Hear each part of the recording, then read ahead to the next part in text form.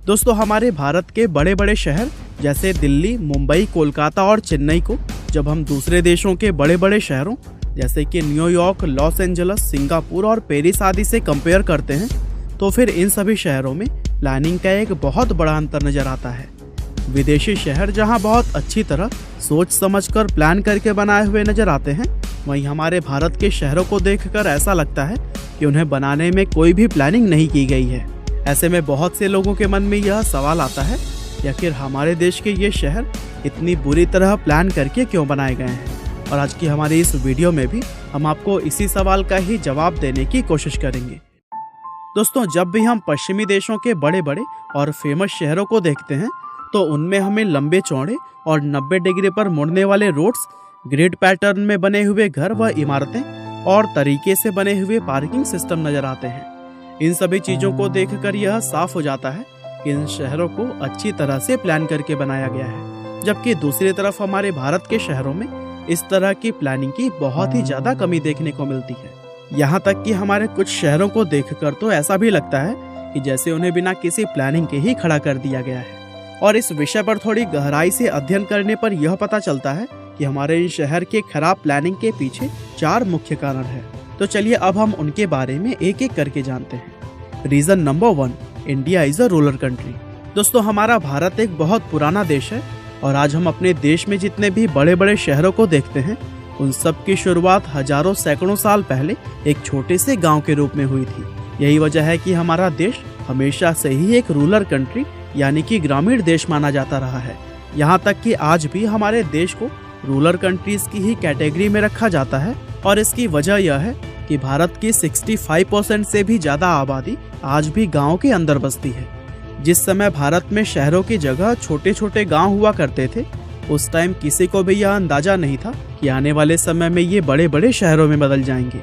लेकिन जैसे जैसे समय आगे बढ़ा ये छोटे छोटे गांव धीरे धीरे बड़े होते गए।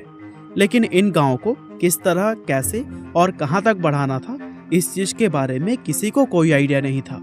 इसीलिए जैसे जैसे लोगों को ठीक लगा वे लोग वैसे वैसे ही अपनी सुविधाओं के अनुसार इन गाँवों को एक्सपेंड करते चले गए। वैसे अगर देखा जाए तो हमारे पूर्वजों की इसमें कोई गलती नहीं थी, क्योंकि भविष्य में दुनिया के अंदर किस तरह के शहर होंगे इसका अंदाजा लगाना उस समय किसी भी व्यक्ति के लिए संभव नहीं था। पुराने समय में लोग सफर करने के लिए घोड़े, तांगे और बैलगाड़ियों जैसे वाहनों का इस्तेमाल करते थे। इसीलिए उस समय सड़कों को बहुत ज्यादा चौड़ा, सीधा और ठीक ढंग से प्लान करके बनाने पर कोई खास ध्यान नहीं दिया जाता था। उन्हें भला कैसे पता चलता कि आने वाले समय में इन सड़कों पर कार, बस और मोटरसाइकिल जैसे वाहन चला करेंगे। तभी तो बड़े शहरों के जो हिस्से पुराने समय में बने हुए हैं उनमें आज भी बेहद पतली सड़कें, संकरे रास्ते और बिना प्लानिंग की बनी हुई इमारतें नजर आती हैं। जबकि शहर के जो बाहरी हिस्से बाद में या कहें कि आज के समय में बनाए गए होते हैं उनके अंदर पुराने शहरी हिस्सों से बेहतर सड़कें, सुनियोजित ढंग से बनाए हुए मकान व इमारतें और सुविधाजनक पार्किंग सिस्टम देखने को मिलते हैं। दोस्तों भारत के अंदर पुराने और छोटे शहरों का विस्तार इतनी तेजी से हुआ था कि उसको कंट्रोल कर पाना बेहद मुश्किल था। और इसकी वजह यह थी कि भारत की जनसंख्या बहुत ज़्यादा तेजी से बढ़ रही थी और जैसे जैसे जनसंख्या बढ़ती गई लोग अपने हिसाब से शहरों का विस्तार करते गए और इसका जो नतीजा हुआ वो आज हम सबके सामने है। दूसरी तरफ विदेशी शहरों की अगर बात करें तो उनको भारत की तरह पहले गाँव और फिर बाद में शहर नहीं बनाया गया, बल्कि उन शहरों को शुरुआत से ही शहरों की तरह डिजाइन करके बनाया गया। और इसके उदाहरण के लिए अमेरिका के किसी भी शहर को देखा जा सकता है, क्योंकि अमेरिका के लगभग सभी बड़े शहर वेल प्लान्ड नजर आते हैं। और इसका कारण यह है कि अमेरिका जब एक देश बना था तब उसके अंदर इन शहरों को किसी गांव या कस्बे के रूप में नहीं बसाया गया था, बल्कि उसी समय इन शहरों को आने वाले भविष्य के लिए अच्छी तरह से प्लान करके और बेहतर नक्शे बनाकर शहरों के रूप में स्थापित किया गया। हालांकि भारत की तरह अमेरिका के कुछ हिस्सों में भी लोगों ने खुद ही खराब तरीके से शहरों को बनाना शुरू कर दिया था, लेकिन वहाँ के डिजाइनर्स और सिटी प्लानर्स ने वक्त रहते ही उन लोगों को रोक दिया था। और ये इसी का ही नतीजा है कि आज अमेरिका के शहर इतनी अच्छी तरह से प्लान करके बनाए हुए नजर आते हैं। लेकिन दोस्तों इस वीडियो के अंदर रीजन नंबर 2 की बात करें उससे पहले हम आपको बताएंगे 2 इम्पोर्टेंट बातें। पहला, देश की one of the top broker company में आप अपना डीमैट अकाउंट कैसे खोल सकते हैं। दूसरा, 5 पैसा की यूएसपी क्या है और आपको क्यों अपने इन्वेस्टमेंट जर्नी की शुरुआत 5 पैसा के साथ ही करनी चाहिए। दोस्तों, महज 4 साल में 5 पैसा ने 12 लाख से भी ज्यादा कस्टमर जोड़ लिए हैं और ऐसा पॉसिबल हो पाया है 5 पैसा के paperless, hassle free, superior offering and award winning platform जैसे फीचर्स की वजह से। ये फीचर्स हम आपको आगे बताएंगे, लेकिन चलिए पहले सिर्फ 5 मिनट में 5 पैसा मोबाइल ऐप पर आप अपना डीमैट अकाउंट कैसे खोल सकते हैं ये समझते हैं। आपको फॉलो करने हैं ये सिंपल स्टेप्स। 5 पैसा मोबाइल ऐप डाउनलोड करें, मोबाइल नंबर, ईमेल डिटेल्स डालें और दोनों को वेरीफाई करें। पैन कार्ड और डेट ऑफ बर्थ मेंशन करें और फटाफट वेरीफाई कर दें। बैंक डिटेल्स जैसे कि अकाउंट नंबर और IFSC कोड की इंफॉर्मेशन भरें और वेरीफाई करें और फिर पर्सनल डिटेल्स जैसे कि address, occupation, annual income fill करें और फिर लास्ट में अकाउंट ओपनिंग फॉर्म पर ई साइन कर दें। है ना बिल्कुल आसान तरीका। हालांकि चलिए अब देखते हैं 5 पैसा मोबाइल ऐप की यूएसपी क्या है।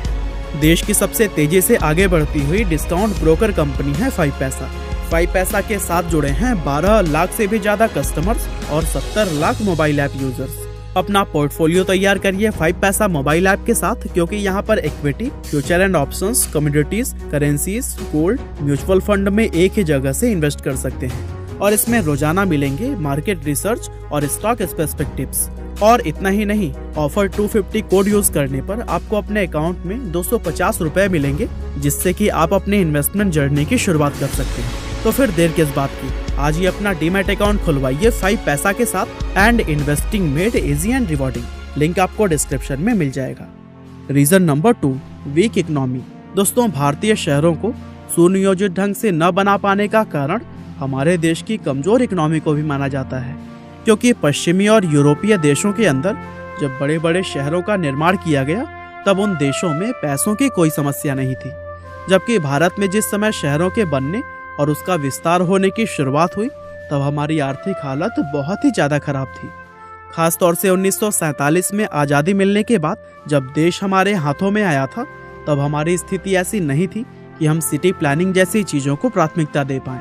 इसीलिए शुरुआत से ही हमारे देश के अंदर सिटी प्लानिंग को लेकर कोई खास नियम या कानून नहीं बन पाए थे। यहाँ तक कि सिटी प्लानिंग को लेकर जिस तरह के बेसिक नियम व कानून दूसरे देशों के अंदर कई 100 साल पहले ही बना दिए गए थे, वो हमारे देश में आज तक भी नहीं बनाए जा सके हैं। और कोई खास नियम कानून न होने की वजह से ही लोगों को जैसा ठीक लगा उन्होंने वैसे ही शहरों को अपने हिसाब से बसा लिया। Reason number 3, zero redevelopment. दोस्तों, इसको भारत का सौभाग्य भी कहा जा सकता है और दुर्भाग्य भी, कि हमारे देश में किसी भी शहर को दोबारा बनाने की नौबत आज तक नहीं आई। सौभाग्य इसलिए कि भारत में कभी कोई ऐसी घटना या फिर अनहोनी नहीं हुई जिसमें कि पूरा शहर बर्बाद हुआ हो। हाँ, भूकंप, सुनामी और चक्रवात तूफान आदि में छोटे कस्बे और गांव जरूर बर्बाद हुए हैं, लेकिन इस तरह की घटनाओं में बड़े शहर पूरी तरह से कभी भी बर्बाद नहीं हुए। और इसको दुर्भाग्य इसलिए कहा जा सकता है क्योंकि ऐसी कोई घटना न होने की वजह से आज भारत के अंदर वही पुराने समय में अव्यवस्थित ढंग से बने हुए शहर नजर आते हैं। इसके उलट अगर हम पश्चिमी व यूरोपीय देशों का इतिहास देखें तो वहां पर इस तरह की घटनाएं कई बार हो चुकी हैं, जैसे कि वर्ल्ड वॉर 1 और वर्ल्ड वॉर 2 ये दोनों ऐसे युद्ध थे जिसमें ना जाने कितने शहर पूरी तरह से नष्ट हो चुके थे और इन शहरों के नष्ट हो जाने की वजह से ही इनको दोबारा बनाने की नौबत आई थी। ऐसे में जिन देशों के अंदर शहर को दोबारा बसाया गया उन्होंने अपनी उन गलतियों को सुधार करके अच्छे से रीप्लानिंग करके शहर को बसाया और इसीलिए उन देशों में आज हमें बेहतर शहर नजर आते हैं, वरना एक समय वहाँ के शहरों में भी हमारे भारत के शहरों की तरह ही खराब सड़कें, खुले नाले और बिना किसी प्लानिंग के बने हुए मकानों जैसी समस्याएं नजर आती थी। वर्ल्ड वार के अलावा भी इतिहास में ऐसी कई सारी घटनाएं हुई हैं जिनके कारण विदेशी मुल्कों में शहर को दोबारा शुरुआत से बनाना पड़ा। जैसे कि लंदन के अंदर साल 1666 में एक ऐसी भीषण आग लग गई थी जिसने कि लगभग पूरे शहर को ही तबाह कर दिया था और इस घटना के कारण लंदन का काफी सारा हिस्सा दोबारा से बनाना पड़ा था। और यही वजह है कि लंदन आज इतने सुनियोजित ढंग से बना हुआ नजर आता है, वरना इस घटना के होने से पहले लंदन का नक्शा कुछ और ही हुआ करता था। और दोस्तों, जिस तरह इन विदेशी शहरों को दोबारा बनाया गया उस तरह हमारे भारत के किसी भी शहर को दोबारा बनाए जाने का कोई चांस ही नहीं मिल पाया। और ये भी एक वजह है कि आज हमारे देश में सिर्फ कुछ गिने चुने शहर ही वेल प्लानिंग के साथ में बने हुए नजर आते हैं। रीजन नंबर 4, आवर इग्नोरेंस, या फिर कहें कि हमारी अज्ञानता।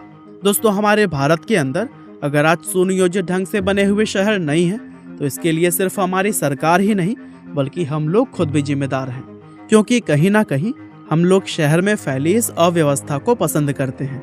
अगर सरकार कोई नियम बनाती भी है तो हम में से ज्यादातर लोग उसको फॉलो करते ही नहीं। देश में जगह जगह पर गंदगी, अतिक्रमण और अवैध पार्किंग जैसी चीजों को हम लोग खुद ही बढ़ावा देते हैं, और इसको हम लोगों की अज्ञानता भी कहा जा सकता है, क्योंकि ये सब करते हुए हमें इस चीज का ख्याल कभी नहीं आता कि ऐसा करने से हमारा अपना ही नुकसान है।